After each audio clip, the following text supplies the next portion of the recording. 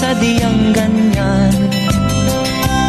Ang hirap ay di natin maiwasan, kalungkutan ay lagi na lang,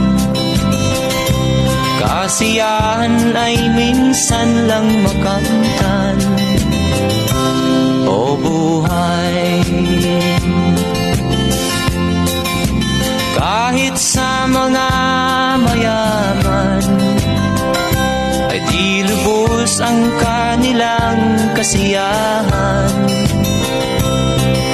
Sa buhay ng mahirap ay gayon din, lalo pat kay dami mong mga